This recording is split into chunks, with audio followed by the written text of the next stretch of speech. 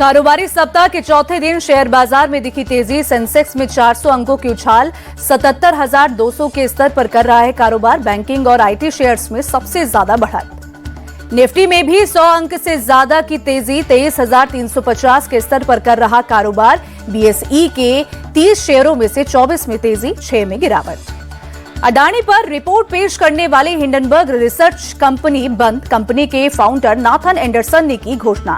बोले, जिन विचारों पर काम किया उनके पूरे होते ही इसे बंद करना था। अगस्त 2024 में हिंडनबर्ग ने अडानी ग्रुप के खिलाफ जारी की थी रिपोर्ट। कंपनी को अरबों डॉलर का हुआ था नुकसान। हिंडनबर्ग ने अडानी ग्रुप से जुड़ी ऑफशोर कंपनी में सेबी चीफ के हिस्सेदारी होने का किया था दावा। हल्दीराम में हिस्सेदारी खरीदना चाहती है cold drink company PepsiCo. New York headquarter के एग्जीक्यूटिव्स ने अग्रवाल परिवार से की चर्चा। टेमासिक और अल्फा वेव भी रेस में। बिडर्स हल्दीराम में हासिल करना चाहते हैं 10 से 15% स्टेक। साल 2000 में पेप्सिको ने अंकल चिप्स का भी किया था अधिग्रहण। फेसबुक और व्हाट्सएप की पेमेंट कंपनी मेटा ने कर्मचारियों की छंटनी का किया ऐलान।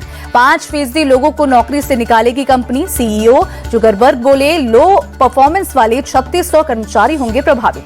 मेटा ने साल 2023 में 10,000 कर्मचारियों को किया था फायर। कंपनी ने performance based job cut policy के तहत होगी छंटनी। करीब 72,000 लोग मेटा में करते हैं काम। लक्ष्मी डेंटल का आईपीओ 113.97 गुना सब्सक्राइबर।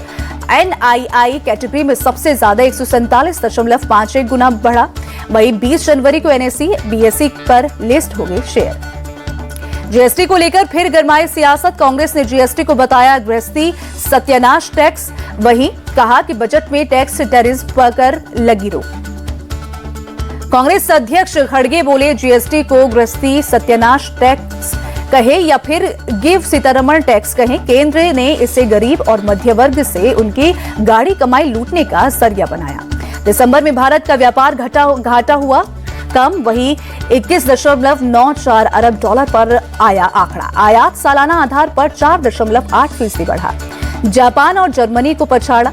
वहीं 2027 में दुनिया की तीसरी सबसे बड़ी अर्थव्यवस्था होगी भारत। केंद्रीय मंत्री पीयूष गोयल ने किया दावा। बोले, 10 साल में भारत 11वें में से 5वें पर पहुंचेगा और अब तीसरी सबसे बड़ी इकोनॉमी बनेगी भारत। सेबी ने म्यूचुअल फंड और डीमैट अकाउंट में नॉमिनेशन से जुड़े नियमों में किया बदलाव। अब अधिकतम 10 लोगों को बना सकेंगे नॉमिनी। नई गाइडलाइन जारी, 1 मार्च से लागू होगा नया नियम।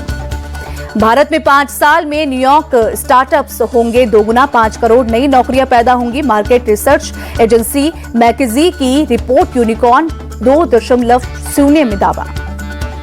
देश में अभी कुल 118 यूनिकॉर्न स्टार्टअप्स हैं, जिनकी कुल वैल्यू 33 लाख करोड़ पहुंची। केंद्र सरकार के मुताबिक 10 साल में औसतन हर घंटे एक स्टार्टअप हो रहा है लॉन्च।